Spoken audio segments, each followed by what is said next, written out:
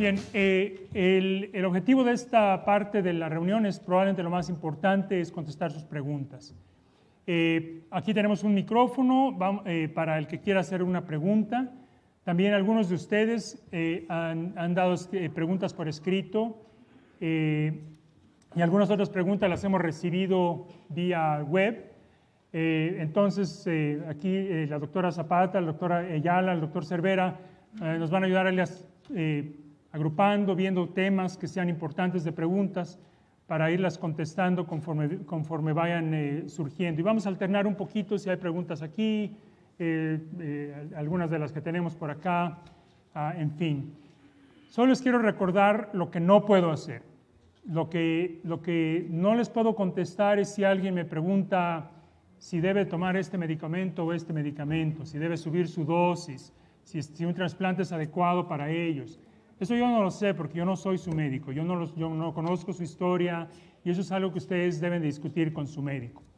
Esto se trata de contestar preguntas generales sobre la enfermedad, sobre el manejo, sobre los medicamentos, en fin, este tipo de cosas. Pero yo no les puedo decir a nadie si deben de hacer una cosa o no específica para ustedes. Eso sería irresponsable de mi parte. Así es que con esto podemos dar inicio a la sesión de preguntas. Podemos ver si hay alguna pregunta por aquí en el auditorio. Y si no hay, o en lo que se anima el primero, podemos empezar con preguntas por acá. Jorge, bueno, tenemos muchísimas preguntas. Vamos, seguramente son preguntas de ustedes que llegaron con nosotros. Algunas de las preguntas no son necesariamente repetidas, pero el tema es semejante, entonces vamos a intentar agruparlas. Jorge, ¿por qué no se debe tomar alcohol los pacientes que toman imatinib? ¿Y por qué también no se debe tomar paracetamol? Juntemos estas dos preguntas. Ok. Sobre la pregunta del alcohol, primero una confesión. Yo no tomo alcohol, o sea que no sé de qué se están perdiendo, yo no tomo nada. Pero bueno, fuera de eso, la cuestión es que el alcohol, como todos sabemos, puede dañar el hígado. Todos estos medicamentos, todos de los que hablé hoy, pueden dañar el hígado. El riesgo es mínimo. Con las dosis adecuadas, con el manejo adecuado, el riesgo de daño al hígado es mínimo. Pero existe ese riesgo. Y entonces cuando uno tiene algo que puede dañar el alcohol, y algo que puede dañar el hígado y algo más que puede dañar el hígado, existe más riesgo de que esto cause problemas. Y lo mismo se puede decir para la cuestión del paracetamol, el acetaminofén, el Tylenol, como quiera que le quieran llamar. Todo esto es un medicamento que puede dañar el hígado. Es cierto que si uno se toma, por ejemplo, bueno, hoy es mi aniversario y me voy a tomar una copa de vino y no vuelvo a tomar en 3 meses, lo más probable es que no pase nada. Igual, si un día alguien se toma un Tylenol porque es lo único que se puede tomar porque le duele la cabeza y es lo único que encontró, seguramente no pasa nada. Pero a veces cuesta trabajo decir cuándo ya se pasó el límite y todo eso. De manera que lo ideal es evitar todo lo que nos aumente el riesgo de otras complicaciones que nos puedan causar más daño y efectos que puedan o limitar el uso del medicamento o incluso ponernos en una situación grave. Siguiente pregunta.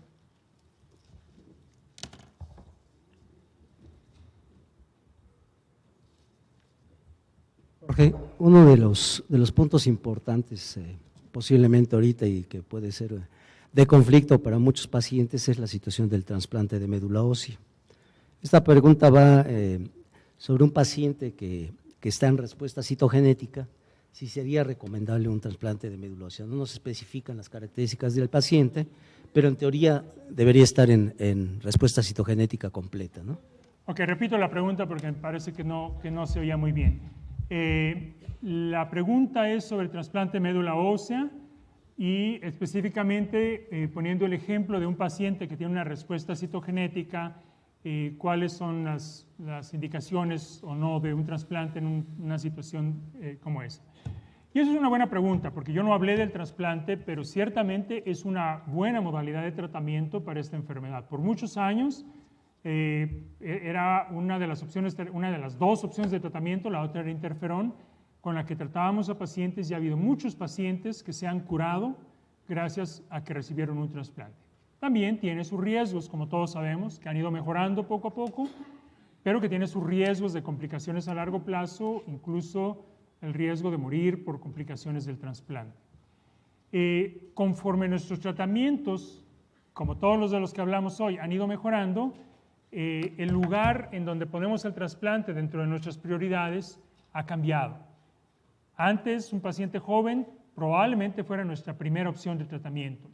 Hoy en día, habitualmente, la usamos en pacientes en los que han fallado 2, 3, a veces 4 opciones de tratamiento. En el caso, por ejemplo, específico de esta pregunta, un paciente que tiene una buena respuesta, una respuesta citogenética, siempre hay situaciones especiales por las que una respuesta no se puede generalizar para todo el mundo, pero en términos generales es una situación en donde uno habitualmente no usa el trasplante, no lo recomienda. Nuevamente, considerando los riesgos, el potencial de complicaciones a largo plazo, y considerando que el paciente ya tiene la respuesta, al menos la mínima necesaria, que se asocia con una buena supervivencia a largo plazo, etc. De manera que en esas condiciones habitualmente no. Ahora, insisto, para un caso específico puede haber situaciones que determinen que no las conocemos y que se tiene que discutir con el médico. O sea que esto podría haber situaciones específicas en donde pueda tener una indicación. Acá hay una pregunta, ¿me escuchan bien? ¿Sí? Acá hay una pregunta que dice la frecuencia del aspirado de médula ósea en los pacientes que tienen acceso al PCR y están en tratamiento con imatinib. Esa es una buena pregunta y una pregunta que la respuesta ha ido en evolución. Al momento del diagnóstico es indiscutible que hay que hacer una médula ósea, porque eso es parte de saber si el paciente está en fase crónica, en fase acelerada o en fase blástica. Yo puedo hacer el diagnóstico de la leucemia mieloide crónica en la sangre solamente, pero no puedo estar seguro 100% del estadiaje si no tengo todos los elementos necesarios, y ese es uno de ellos. Durante el tratamiento, la médula ósea nos da, de ahí sacamos la citogenética y tiene un valor importante. Y es importante conocer, uno, si hay alteraciones de los otros cromosomas. Dos, cómo están distribuidas las células y todo esto es importante para ver cómo va evolucionando. Pero poco a poquito, y hoy con la disponibilidad del PCR y eso, poco a poco vamos usando menos la médula ósea. A lo mejor al principio la hacemos más frecuente y poco a poco la vamos haciendo menos frecuente. Por ejemplo, yo en mis pacientes que tienen una muy buena respuesta, que ya sé que tienen una respuesta ya a nivel molecular y todo eso, que ya tienen mucho tiempo, ya les hago las médulas óseas muy poco frecuente, cada 2, cada 3 años. Ahora, hay algunos pacientes que por una razón u otra todavía se las tengo que hacer un poco más frecuente. Entonces, no hay una respuesta que uno pueda aplicar a todo el mundo, pero es un hecho que con la disponibilidad de estos estudios que se pueden hacer en la sangre, poco a poco vamos necesitando menos la médula ósea, porque algunos de esas respuestas que nos da la médula ósea las podemos obtener con los estudios que se hacen en la sangre. ¿Tenemos alguna pregunta? Sí, doctor Cortés, y también va para el doctor Ayala.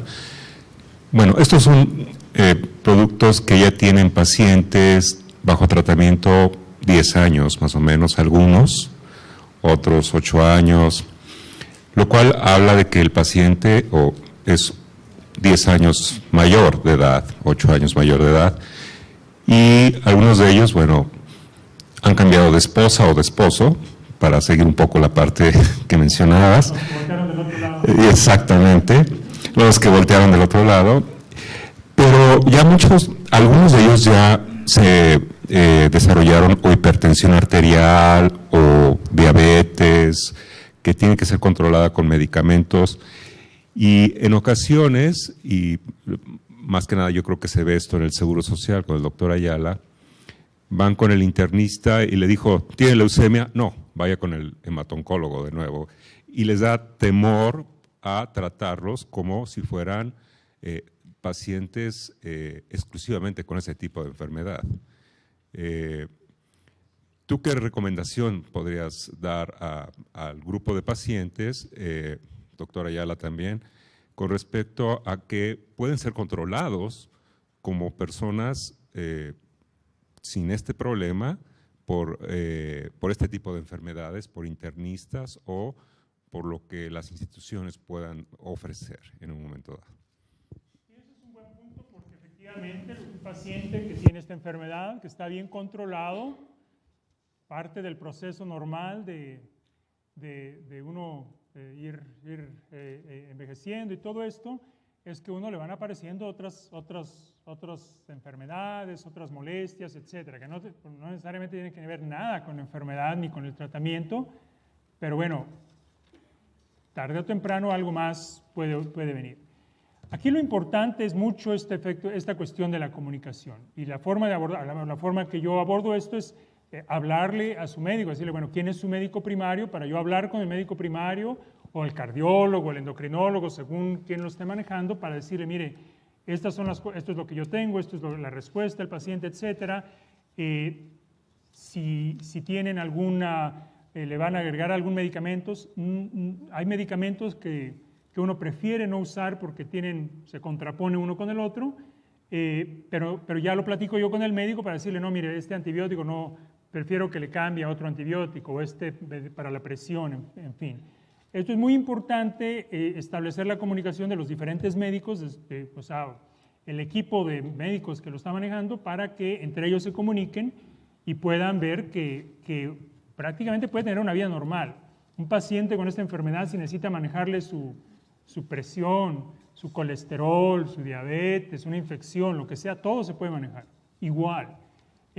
Y en algunos casos, algún medicamento prefieren usar uno que otro, pero lo importante es la comunicación con el médico y entre los médicos para que puedan ayudarle a solucionar su problema médico, cualquiera que sea. A ese respecto… No sé si Manuel iba…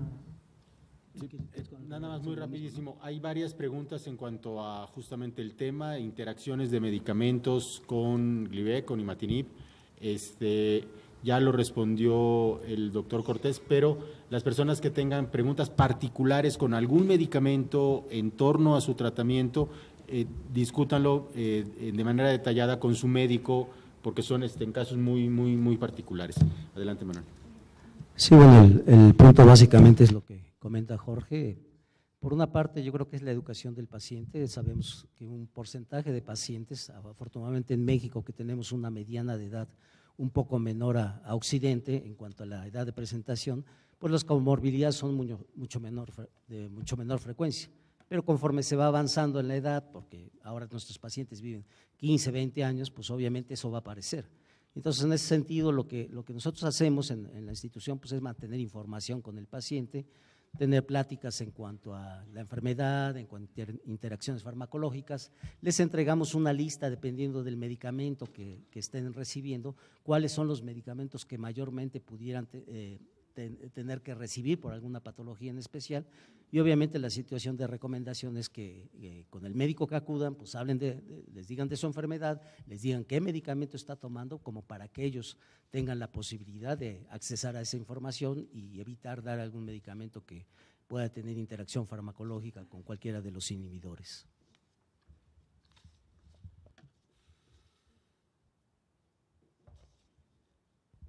Aquí hay varias preguntas en cuanto a herencia, de leucemia mieloide crónica y la herencia. Personas que se han embarazado tomando tratamiento, el riesgo de que puedan tenerlo sus hijos y el riesgo de poderlo transmitir. Y esa es una pregunta que surge con frecuencia y afortunadamente la evidencia que tenemos nos dice que el hijo o la hija de un paciente que tiene esta leucemia, aun si la leucemia apareció durante el embarazo, esos hijos no tienen un riesgo más de tener esta enfermedad que cualquier otra persona que no tiene ninguna relación. De manera que no parece ser una enfermedad que se herede y desde luego no es una enfermedad que se transmita, es decir, no se contagia. Las personas que viven con un paciente, aunque sean mayores o aunque sean niños o que tengan las defensas bajas por otros problemas, no tienen un riesgo mayor de contraer la enfermedad que cualquier persona que no tiene ninguna relación, de manera que ni hay herencia ni hay contagio. Jorge, muchas preguntas sobre personas que preguntan sobre el aumento de peso, qué estrategias se pueden seguir para el control de peso, o bien si se pueden tomar fármacos asociados a poder bajar de peso.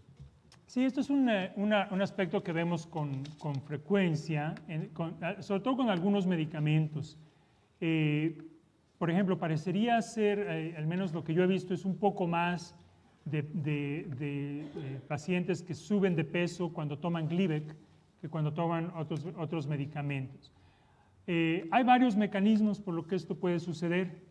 En algunos casos, un paciente sube de peso porque están reteniendo agua, están muy hinchados. A veces no es tan evidente para el paciente y a veces hasta para el médico que están reteniendo agua, pero están reteniendo agua y obviamente suben de peso por eso. En otros casos, claramente no es una situación de retener agua, es simplemente que están aumentando de peso. Y en esos casos frecuentemente el paciente dice, pues estoy comiendo igual, y la familia dice, sí, no, o sea, no hay cambio, en fin. Pareciera ser que hay un subgrupo de pacientes, no muy grande, pero algunos, que sí, su metabolismo cambia de alguna manera, que aumentan de peso. Obviamente, muchas veces esto se puede manejar con las cuestiones habituales, con las que uno maneja el peso, vigilar la dieta, hacer ejercicio. Muchas veces el paciente, por ejemplo, hacía ejercicio y con el diagnóstico, con el estrés, con todo esto, empezaron a dejar de hacer ejercicio, lo que sea. Bueno, todo esto es importante. En otros casos ha llegado a la situación de que necesitamos cambiar de medicamento y eso frecuentemente ayuda a estos pacientes. Ahora, no vamos a cambiar el medicamento porque subió 1 kilo. O sea, esto lo considera uno cuando hay situaciones ya significativas que pueden incluso ser de riesgo para el paciente. Pero ciertamente, al menos algunos de los medicamentos, o por lo menos algunos más que otros, sí pueden causar un aumento de peso por cuestiones que son no líquidos, sino simplemente acumulación de grasa. Bueno, aquí está una pregunta muy interesante y seguramente parece que tienes tú algo publicado al respecto. ¿Los pacientes con diagnóstico de LMC con tratamiento con imatinib tienen riesgo de tener un diagnóstico de otro tipo de cáncer? Sí, esto es algo que sin duda conforme los pacientes viven más, como ya decía yo antes, pues pueden adquirir otros problemas de salud. Y sin duda que hemos visto pacientes que después del diagnóstico de la leucemia, van muy bien de la leucemia y les aparece otro cáncer, el que sea. Y entonces queda la duda de que si esto no fue por la leucemia, por el tratamiento o qué. Lo que hemos hecho es, hemos investigado a todos nuestros pacientes con la leucemia y la población general. Y lo que hemos visto es que el riesgo de los pacientes de desarrollar otros cánceres no es más que el riesgo de la población general. ¿Qué quiere decir esto? Esto quiere decir que conforme más vivimos, una de las razones por la que la incidencia de cáncer, la frecuencia con que se ven los cánceres es mayor hoy en día, es porque todos, en general, la gente vive más.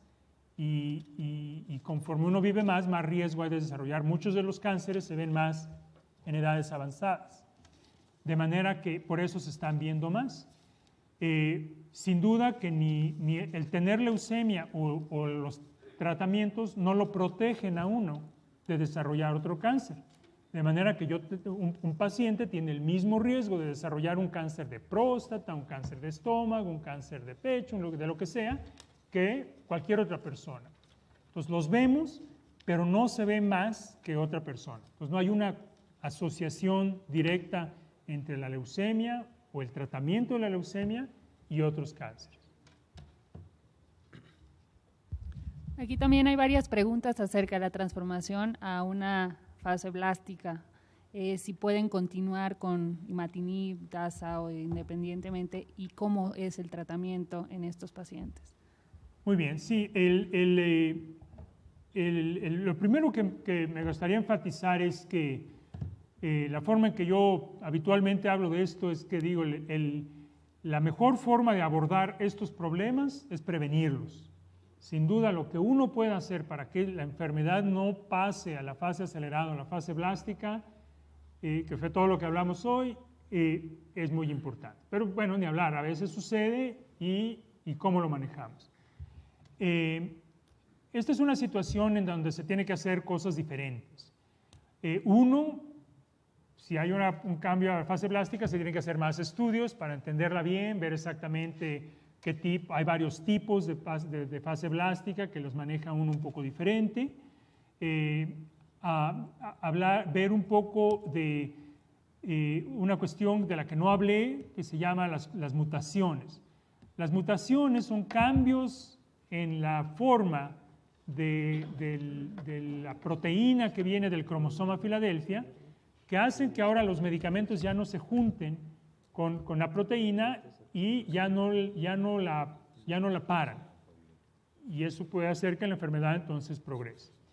Y estas mutaciones son muy importantes en un caso así, porque los diferentes medicamentos pueden actuar diferente dependiendo de la mutación.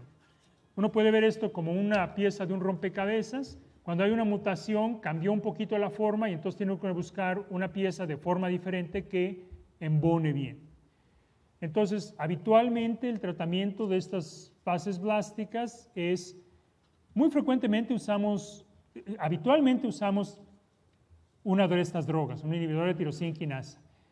Frecuentemente la cambiamos. Si estaban tomando, yo qué sé, Glivec, Tasignos, Price, lo que sea, frecuentemente la cambiamos a otras. Con mucha frecuencia, la información sobre las mutaciones nos puede ayudar a decidir cuál. Y en muchos casos, combinamos estos medicamentos con otros medicamentos. Por ejemplo, con quimioterapia como la que usamos en otras leucemias agudas y cosas así.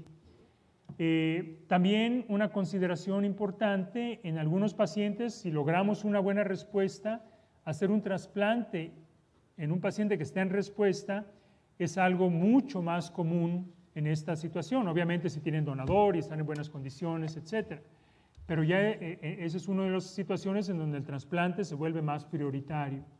De manera que el manejo sí es más agresivo, sí está basado con inhibidores de tirosina quinasa, pero frecuentemente ayudado con otros elementos de tratamiento.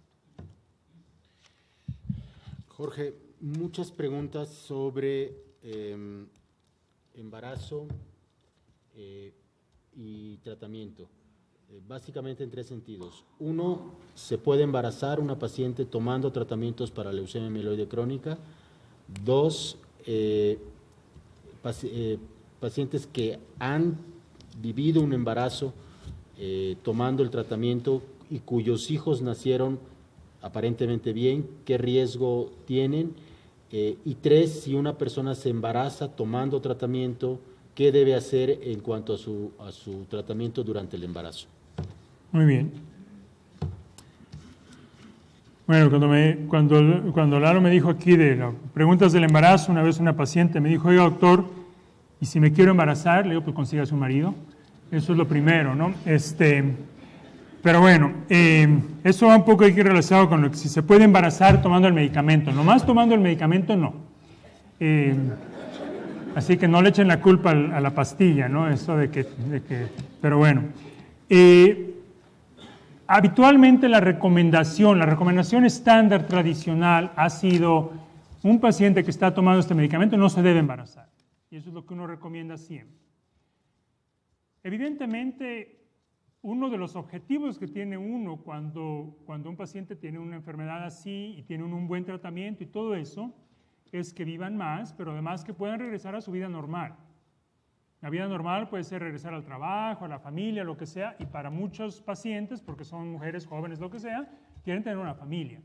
Entonces, obviamente, cada vez más nos hemos tenido que enfocar a cómo poder facilitar esta situación para aquellos pacientes que quieren tener una familia. Primero me enfoco al paciente hombre, porque también con frecuencia lo preguntan. Bueno, yo, hombre, pues estoy pensando con mi esposa empezar una familia, podemos tener un hijo. Para el hombre no hay una contraindicación específica.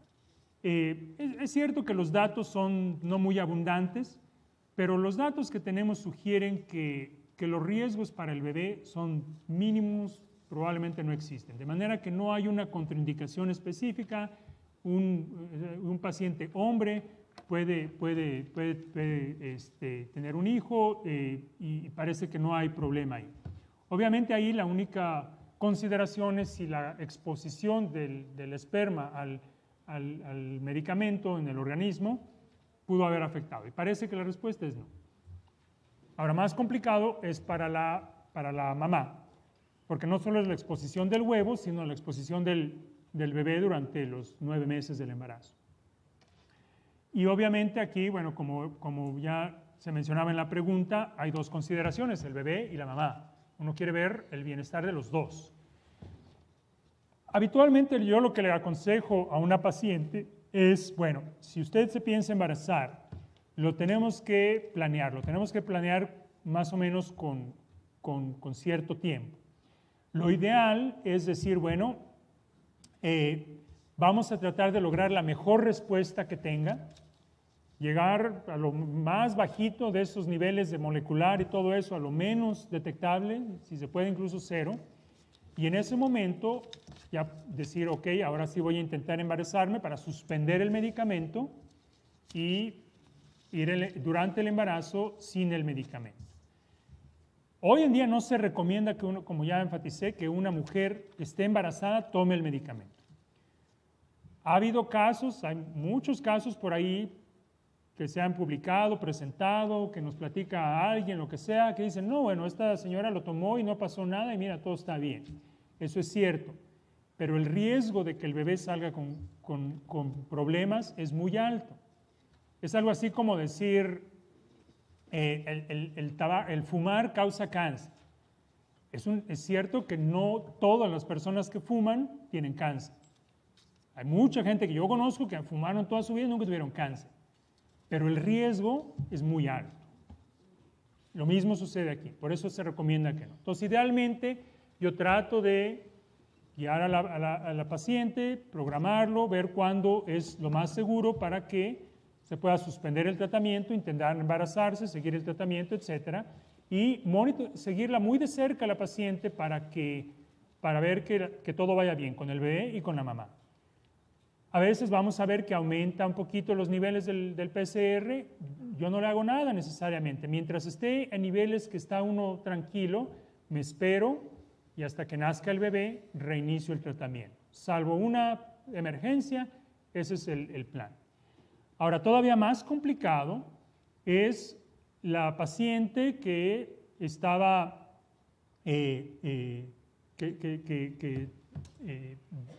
se embaraza y bueno, hay dos escenarios posibles. Uno, se embaraza y durante el embarazo le diagnosticamos la leucemia. En estos casos, lo que yo trato de hacer es, primero, ponerme en contacto de inmediato, referir a la paciente a un especialista de embarazo de alto riesgo. Número 2, vigilarla y yo trato de darle lo menos posible de medicamentos, sobre todo al principio. Al principio, cuando dividimos el embarazo en 3, que les llamamos trimestres, los primeros 3 meses, siguientes 3 meses, siguientes 3 meses. Los primeros 3 meses el bebé se está formando el cerebro, el hígado y todo eso. Esa etapa es crítica, porque cualquier agresión ahí, medicamentos, lo que sea, puede causar que los órganos no se formen bien y el bebé salga con problemas. La segunda y sobre todo la tercera etapa es crecimiento. Ya todo está formado, ya nada más está creciendo el bebé. Entonces, el riesgo mayor es al principio y conforme ya está más avanzado el embarazo, el riesgo es menor de exposición a estos medicamentos. Entonces, dentro de lo posible, trato de no hacer nada y hay veces que los glóbulos blancos van subiendo. Yo me aguanto, si todo está bien, si la paciente está bien y el bebé va bien y todo está en orden, me aguanto hasta lo más cerca de la última etapa del embarazo y en muchos casos hasta que nazca el bebé para dar el tratamiento. Obviamente lo importante aquí es mucha coordinación con su médico y de su hematólogo con su ginecólogo. Pero ciertamente cada vez más tenemos que apoyar a la mujer que quiere tener un bebé y hacérselo posible, pero siempre mucho en coordinación. Esto es algo que se tiene que trabajar mucho desde antes de que se lo están planeando, platicarlo con su médico para que pueda ayudarles a hacerlo de la manera más segura posible. Bueno, hay muchas preguntas con respecto a específicas de PCR, de niveles de transcrito, que habíamos comentado que no se va a particularizar demasiado en algo así. Pero esta es una pregunta que a lo mejor pudiera ser importante, viene de Santiago de Chile y habla acerca de si existe alguna diferencia en cuanto a los niveles de qPCR en sangre o en médula ósea. Eso es algo importante porque obviamente, como les decía yo, una de las ventajas del PCR es que se puede hacer en la sangre, pero también se puede hacer en la médula ósea. Hemos hecho varios estudios en donde hemos visto que los niveles se correlacionan bastante bien entre la sangre y la médula ósea. Si obtengo los niveles en uno o en otro, habitualmente voy a obtener los mismos niveles. Sin embargo, lo que consideramos nosotros es que idealmente no es bueno brincarle de un lado al otro. Y ahora le voy a hacer médula, lo hago acá, y otra le hago en la sangre y lo hago allá. Yo habitualmente a todos mis pacientes el PCR se los hago en la sangre, porque es más fácil. Si lo necesito repetir, si me salió un resultado raro que me gustaría volverlo a hacer, es más fácil decirle al paciente, oiga, le tengo que sacar un poquito más de sangre, que decirle, oiga, le tengo que hacer otra médula ósea.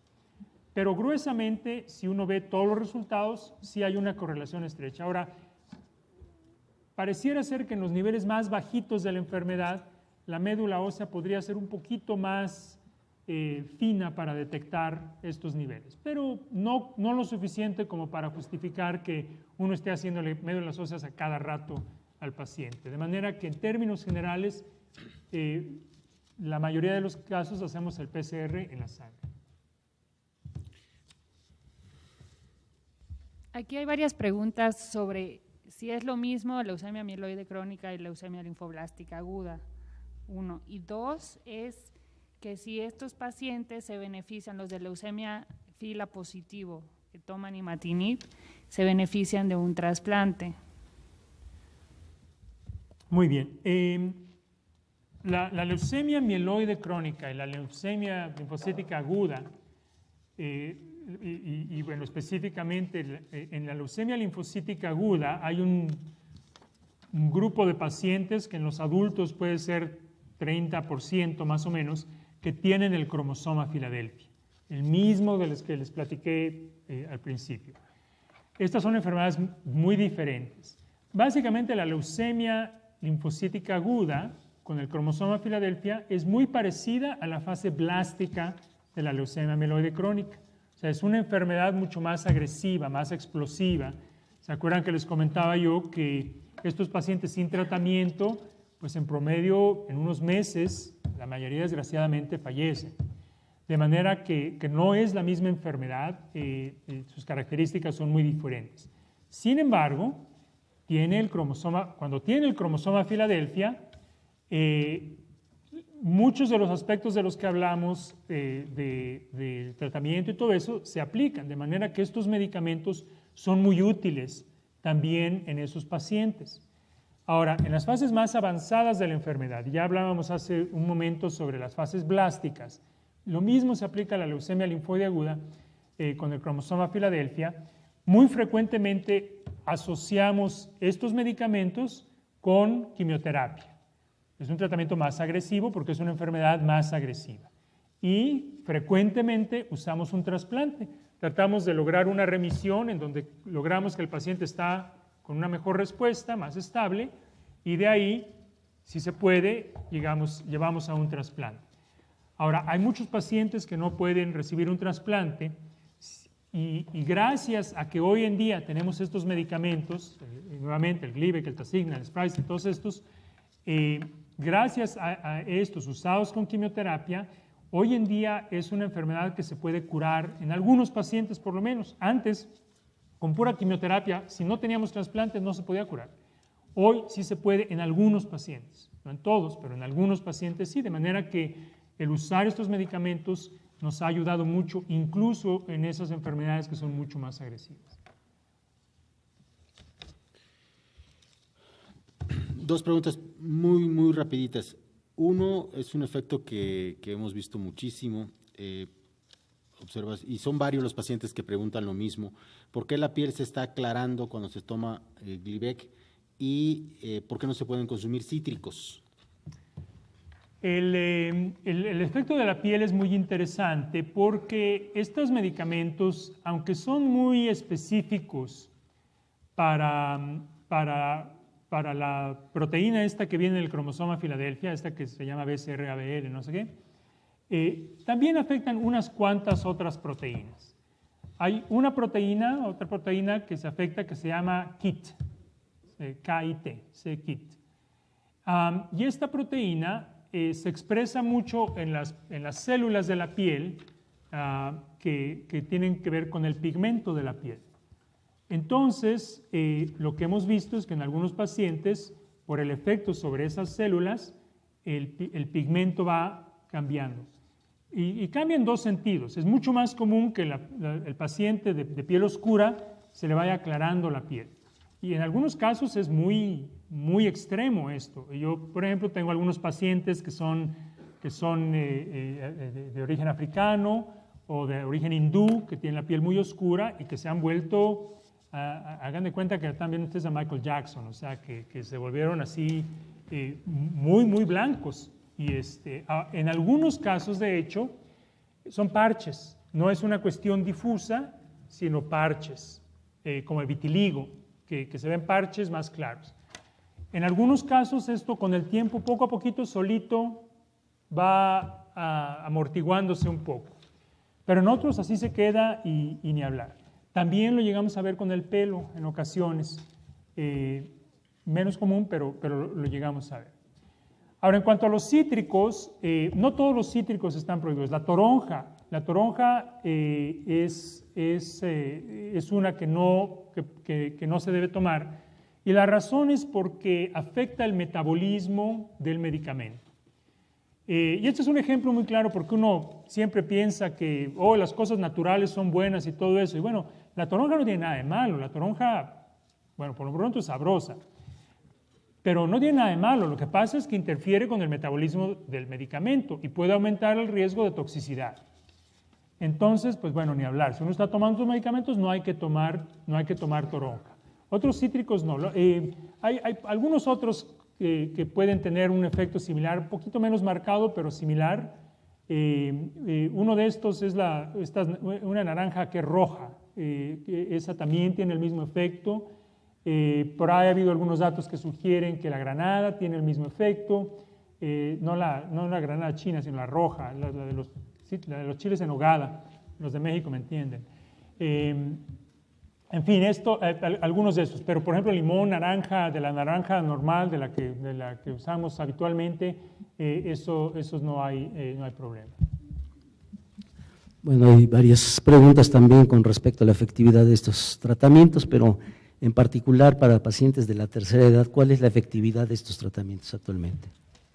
Hace mucho tiempo, cuando tratábamos a los pacientes con interferón, era muy claro que los pacientes, digamos, que tenían por ahí de 60, 65 años o más, el pronóstico era mucho peor Y parte de esto era que el interferón es un medicamento que ya, como les comentaba, muy efectivo, pero muy tóxico. Y si era tóxico para el paciente en general, pues un paciente ya de mayor edad era mucho más difícil tolerar este medicamento. Entonces era muy claro que los pacientes de mayor edad tenían un peor pronóstico. Hoy en día hemos visto que los pacientes de cualquier edad pueden tolerar estos medicamentos muy bien y pueden tener prácticamente el mismo pronóstico. Lo único que cambia es la expectativa de supervivencia, pero esto es importante de diferenciar. Esto no es por la enfermedad. Es muy claro que la expectativa de supervivencia, mi expectativa de supervivencia, es más corta que la expectativa de supervivencia de mi hijo. ¿Por qué? Porque esto es más grande. Yo ya viví parte de esa vida que mi hijo apenas va a vivir. Entonces, mientras más grande sea uno, las expectativas de supervivencia son más cortas. Entonces, un paciente de 65 años es menos probable que vaya a vivir 30 años más. Un paciente de 30 años es muy probable que vaya a vivir 30 años más. Entonces, hoy en día vemos que el pronóstico es igual de bueno, manejándolo uno bien y todo esto, para un paciente de mayor edad. Curiosamente, recientemente nosotros analizamos diferentes grupos de edad y el que encontramos que tenía el peor pronóstico son los pacientes jóvenes, los adolescentes y los adultos jóvenes, el de 18, 20, 25 años por ahí. Y esto es algo interesante. Nuestra hipótesis, y esto es algo que estamos tratando de confirmar, es que probablemente esto se tiene que ver más con el apego al tratamiento. Un muchacho joven, a los 18 años, uno no está pensando en la salud y esas cosas y lo que sea, ¿no?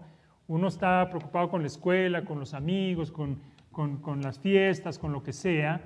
Y mientras que uno ya conforme va siendo más grande, es más consciente de la salud y todo eso, es más factible que uno esté más apegado al tratamiento y todo esto. Yo creo que el apego al tratamiento es una de las razones principales por la que a los jóvenes les va peor, porque tienen más tendencia a no tomarse el medicamento como se debe. Pero los pacientes de mayor edad se deben de tratar igual y tienen las mismas buenas posibilidades de que les vaya bien.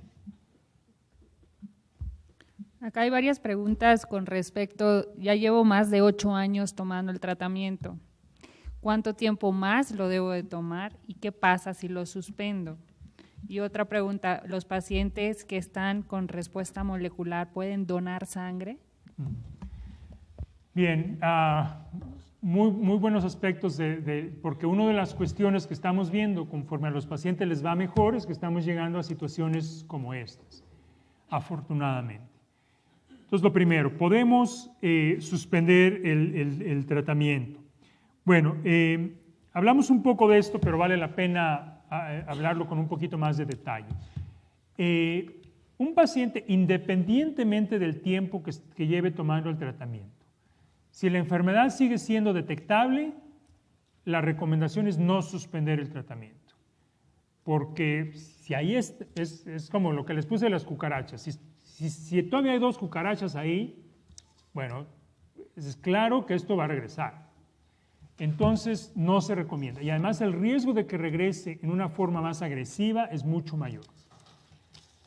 Ahora, el paciente que lleva mucho tiempo con el tratamiento y además ya no le encuentro nada. Con todos los estudios del PCR no le encuentro nada.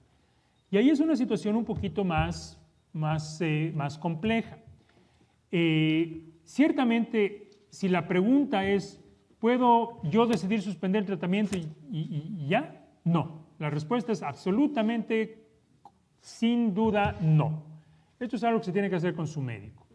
Ya les mostré que hay estudios en donde los pacientes que han tenido totalmente negativos los estudios por 2 años, con un PCR que sabemos que es de buena calidad, que no todos los PCRs tienen tanta profundidad, tiene que ser uno de los que llegan hasta abajo, y 2 años consecutivos negativos, ahí es donde se ha llegado a empezar a intentar suspender el medicamento y recordarán, les dije, los resultados son el 40% la enfermedad no regresa, el 60% sí regresa.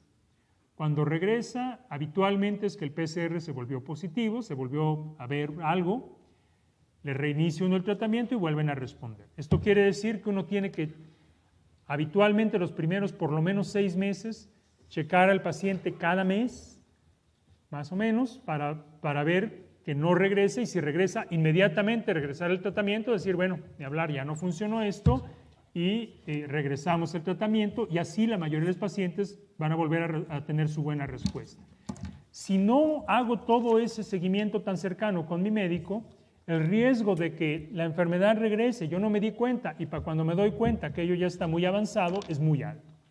Y eso no lo podemos tolerar, porque un paciente que estaba muy bien, ahora se nos convierte en un problema muy serio que podría ser que no pudiéramos solucionar.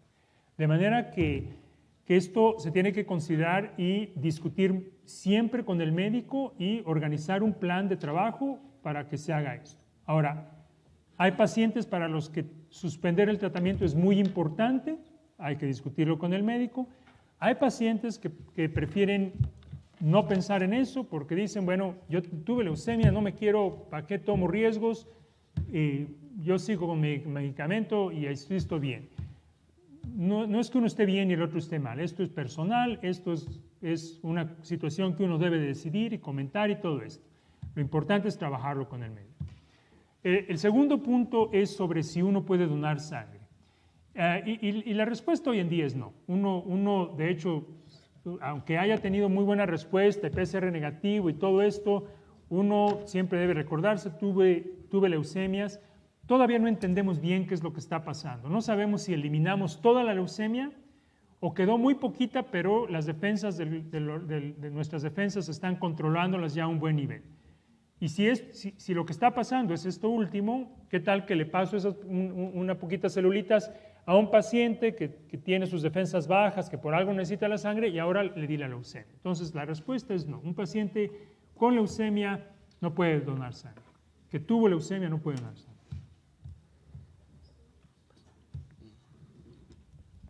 Bueno, hay muchas preguntas derivadas a este tema, ¿no? Una de ellas parece interesante y valdría la pena aclararla, que si la aplicación de células madre y factor de transferencia tienen beneficio en pacientes con leucemia mieloide crónica, y sobre el mismo rubro, pues algo que es muy frecuente aquí en México, en Latinoamérica, creo yo, el uso de productos naturales, entre comillas, que sí pueden mejorar las defensas o las plaquetas o el control de la enfermedad. Muy bien. Bueno, son aspectos importantes que vemos con mucha frecuencia. Uno es la cuestión de las células madres y el factor de transferencia. Bueno, las células madres, hay que recordar que en el trasplante de médula ósea, realmente lo que estamos trasplantando es la célula madre. ¿Qué es la célula madre? La célula madre es la célula de donde viene todo. O sea que en la médula ósea hay una celulita que es la de donde sale todo, de esa se divide más y más y más, y ya que tenemos muchas células, algunas empiezan a madurar, a convertirse en glóbulos blancos, otras a plaquetas, otros a glóbulos rojos. Uno puede pensar en la producción de sangre como en un bebé. Un bebé empieza igual, de una célula, el huevo. Y esa celulita se divide, después son 2, después son 4, después son 8, después son 16. Y cuando ya son muchas, empiezan unas a madurar, a hacer el cerebro, y otras el hígado, y otras el estómago, y yo qué sé. Entonces, la célula madre es esa primera célula. Y en el caso de la leucemia, es la primera célula que se convirtió en leucemia.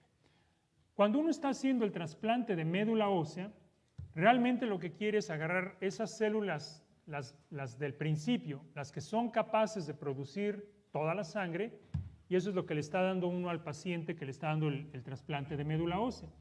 De hecho, hoy en día ya el trasplante de médula ósea ya no le llamamos tanto trasplante de médula ósea, sino trasplante de células madres o de células hematopoyéticas, en fin, nombres diferentes, pero que básicamente, porque de hecho ni siquiera es que siempre usamos la médula ósea, a veces la tomamos de la sangre.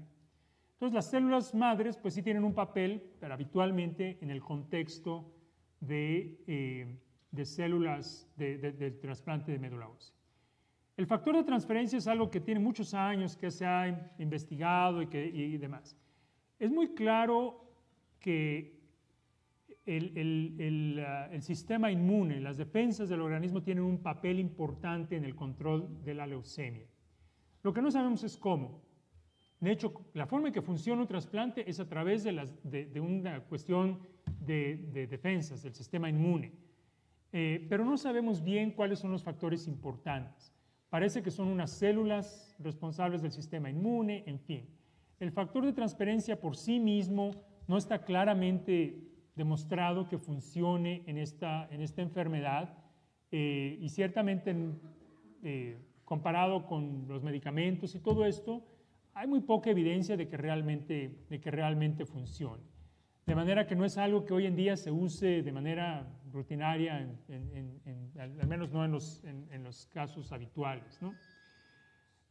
Productos naturales y estos suplementos y esas cosas. Bueno, obviamente este tipo de cosas uno siempre tiene que tenerlas con cuidado. Uno, hay que tomar en cuenta de que el hecho de que algo sea natural no lo hace bueno. Los mejores venenos que tenemos son naturales. Hace poco recordarán que hubo por allá un caso, ahí mucho escándalo ahí en Estados Unidos porque le mandaron ricina por ahí a unos senadores y unos diputados y no sé qué. Y la ricina es un veneno natural. Esto es totalmente natural. Entonces, lo natural, otro ejemplo es la toronja. Ya hablábamos de eso. La toronja no es mala. La toronja lo que tiene es que se contrapone con el metabolismo de los medicamentos. Y cualquier sustancia química, que todos los medicamentos y todos los alimentos y todo tienen sus moléculas químicas, algunas interfieren con el metabolismo de otras.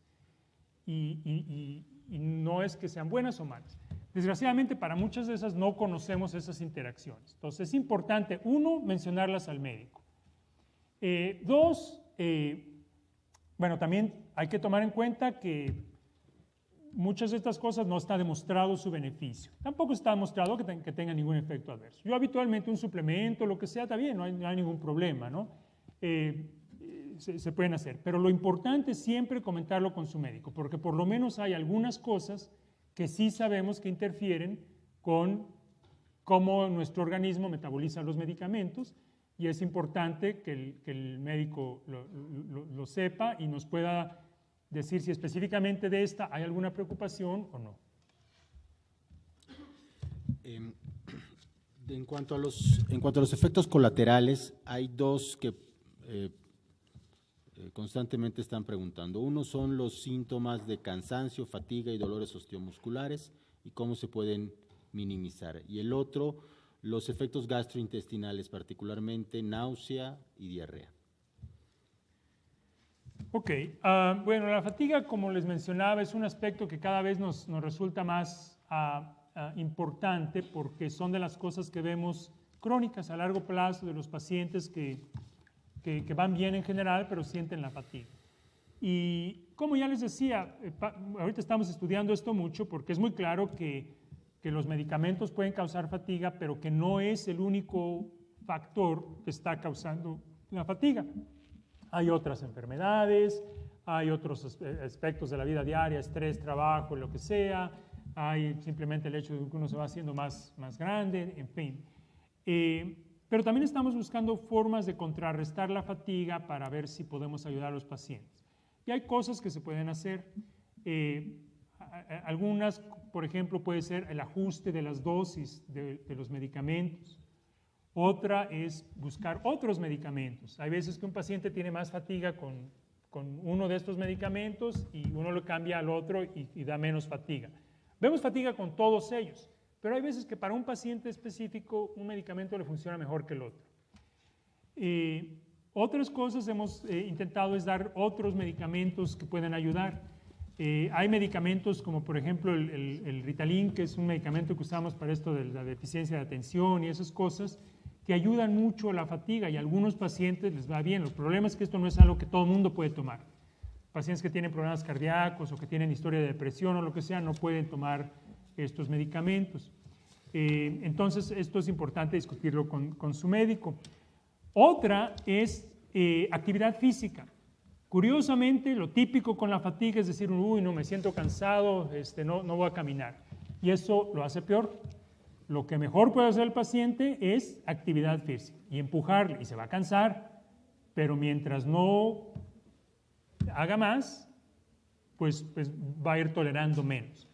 Entonces, una de las primeras cosas que le indicamos a un paciente es una actividad física, pero un poquito forzada. Obviamente con precaución y todo esto, pero empujarle un poco, ¿no? Para los dolores musculares y esas cosas, con la mayoría de estos medicamentos se puede tomar analgésicos, antiinflamatorios tipo ibuprofeno, aspirina y esas cosas. Eso funciona en algunos casos. Obviamente hay que ver qué puede estar causando esto. Un paciente puede tener artritis, puede tener osteoartrosis, puede tener otras enfermedades que están causando el dolor que no tiene nada que ver con esto. Y esto hay que manejarlo de manera adecuada. Y en cuanto a efectos como náusea y diarrea, hay muchos medicamentos para náusea que se pueden utilizar, Fenergan y Compassin y Bisofran, que se pueden utilizar con estos medicamentos. Igual hay que comentarlos con su médico porque algunos tienen efectos que pueden ser, cuando los une uno al otro medicamento, puede tener efectos adversos. Entonces hay que tener cuidado siempre con vigilancia médica. Pero se pueden manejar en la mayoría de los casos. En algunos casos, por ejemplo, el Glivec da mucho más náusea cuando se toma sin alimento que con alimento. Esto no es igual para todos los medicamentos. Por ejemplo, algunos de ustedes estarán tomando Tasigna y sabemos que se debe tomar sin alimento. Entonces siempre es importante checar esto con su médico, cuál es la forma adecuada de tomar su medicamento que puede hacerlo más efectivo y más seguro. Diarrea, se puede usar Imodium, Lomotil, ese tipo de cosas, y nuevamente para todas estas cosas igual se puede discutir si ajustar las dosis, en fin, puede ser útil para el paciente. Gracias, Jorge. Bueno, creo que tenemos que concluir con la ronda de preguntas. Vamos a hacer una última pregunta porque hay muchas preguntas al respecto de la toxicidad en leucocitos, en plaquetas, las variaciones en los niveles, y sabemos que este punto, bueno, tiene que ser ajustadas las dosis de acuerdo a las indicaciones del médico. Sin embargo, tenemos también, por otra parte, que la respuesta, los niveles de respuesta hematológica, citogenética y molecular, que ya comentó Jorge, pues van de la mano, ¿no? O sea, no se puede tener una respuesta sin la otra. Aquí hay una pregunta muy interesante que incluso se ve en la vida diaria de muchos de los que nos dedicamos a esta enfermedad, y es que sí es normal que un paciente que está con una respuesta molecular indetectable tenga plaquetas de 675,000. Últimamente hemos visto algunos casos interesantes como estos, y esto no es lo común, ciertamente pues no es lo normal. Habitualmente estos pacientes que tienen una respuesta molecular completa, donde el PCR todo está negativo, uno esperaría que las plaquetas estén normales. Sin embargo, a veces lo que hemos visto es que en algunos pacientes coexisten dos problemas que pueden estar, son, digamos, primos hermanos, pero son diferentes. En algunos pacientes tienen una alteración que puede hacer que causen, que tengan más plaquetas, a pesar de que la leucemia mieloide crónica esté totalmente bien controlada. Entonces hay que investigar qué puede estar causando esto. También hay veces que las plaquetas aumentan en respuesta a algunos problemas. Por ejemplo, cuando un paciente está sangrando en el intestino, a veces puede haber aumento de plaquetas. En fin, hay que investigar la causa porque esto sugeriría que hay algo más además. Ahora, con 600,000 plaquetas, lo más probable es que no va a pasar nada. No es que haya un riesgo particular en la mayoría de los casos, pero obviamente hay que investigar si hay otra condición que necesite un manejo para tratar de controlar esa otra condición. Muy bien, estamos sobre el tiempo, son 2 minutos después de las 2 de la tarde. Hay muchas preguntas que se tocaron de manera tangencial, de ladito, y muchas no se pudieron ya tocar por por cuestiones de tiempo. Lo que podríamos también hacer es abrir el escenario para que dejen estas preguntas. Trataremos de buscar la manera, tal vez por correos electrónicos o de qué manera podemos resolver sus dudas, pero lo más importante es que muchas de estas las podemos contestar en el día a día en los consultorios. Yo les pediría que se acerquen con sus médicos y traten de solventar, son preguntas muy buenas, muy válidas y que además nos enseñan mucho a nosotros de cuál es el pensamiento de ustedes y qué es lo que nosotros debemos de resolverles en cuanto a sus dudas. No me queda más que agradecer en primer lugar al doctor Jorge Cortés, su presencia, sus palabras, su motivación, su enorme motivación para estar interactuando con nosotros como médicos, con ustedes como pacientes, al doctor Manuel Ayala, quien ha sido también un pionero en el tratamiento de la mieloide crónica aquí en el país, la doctora Zapata, colaboradora mía acá en la clínica de mieloide crónica, a la Fundación Max, a todos los que han hecho posible esto, la asociación AMAN Solo por Ayudar, que ha dado cobijo en México a todos los pacientes, por supuesto a la empresa Novartis, quien ha apoyado irrestrictamente todos estos programas, a Bristol, que también nos proporcionó a través de la Sociedad Latinoamericana de Leucemia, del ALNET, un apoyo para también apoyar este tipo de eventos. Y fundamentalmente quiero también agradecerles a ustedes porque son la motivación más importante del trabajo de todos los días, a ustedes porque su presencia aquí justamente nos marca las necesidades que nosotros tenemos como médicos de trabajar por y para ustedes. Sin ustedes esto no tendría ningún sentido ni hacerlo ni pensarlo. Entonces, muchas gracias a ustedes por su presencia y su permanencia hasta el final del evento. Solo les quiero recordar que algo que sería interesante es a través, por ejemplo, de la página de web de Max Foundation o del ALNET, nos hagan llegar qué aspectos les parecen interesantes para enfatizar en la siguiente presentación, etcétera, para hacerla útil para todos ustedes. Así es que, pues, Dios mediante, nos vemos en octubre. Muchas gracias.